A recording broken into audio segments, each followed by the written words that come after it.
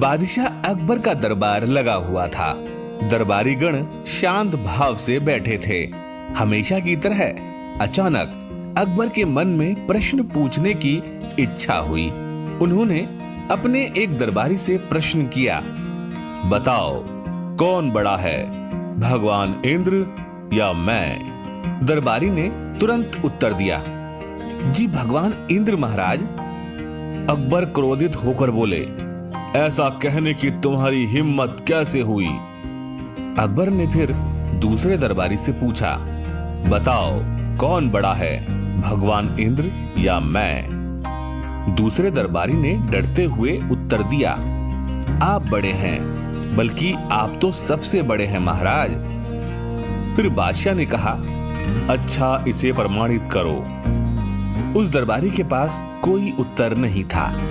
जिस समय सवाल जवाब का यह दौर चल रहा था, उस समय तक बीरबल दरबार में उपस्थित नहीं हो पाए थे। फिर जब बीरबल दरबार में पहुंचे तो बादशाह ने बीरबल से भी वही प्रश्न पूछा, बताओ कौन बड़ा है, भगवान इंद्र या मैं? बीरबल उलझन में पड़ गए। उन्होंने सोचा, यदि मैं इंद्र को बड़ा कहूंगा तो बादशाह नाराज होंगे, और यदि मैं बादशाह को बड़ा कहूंगा तो वह प्रमाण मांगेंगे। बीरबल खामोश खड़े रहे।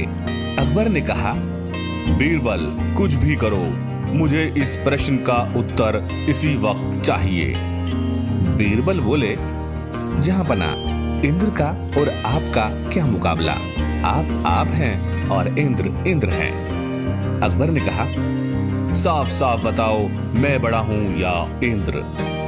बीरबल ने एक गहरी सांस ली, फिर बोले, जहांपना, इंद्र से बड़े आप हैं। बादशाह मन ही मन बहुत खुश हुए, लेकिन इतनी सरलता से बीरबल को छुटकारा भला कहां मिलने वाला था? वही हुआ जैसा बीरबल ने सोचा था। बादशाह बोले, तुम मुझे इंद्र से बड़ा कहते हो, इसका कोई प्रमाण है तुम्हारे पास? बीरबल को मालूम ही था कि बादशाह प्रमाण मांगेंगे। फिर उन्होंने उत्तर दिया, जब ब्रह्मा जी ने इस सृष्टि की रचना की तब उन्होंने 2 पुतले बनवाए थे, एक आपका और एक इंद्र का। दोनों को उन्होंने तराजू के एक एक पलड़े में रखा। आपके पुतले का वजन भारी था, इसलिए आपका पलड़ा नीचे आ गया। ब्रह्मा जी ने आपको यहाँ का अर्थात पृथ्वी का राज्य दिया। इंद्र के पुतले का वजन हल्का था, उनका पलड़ा ऊपर उठ गया। इस प्रकार ब्रह्मा जी ने उस समय प्रमाणित कर दिया था कि आप ही बड़े हैं।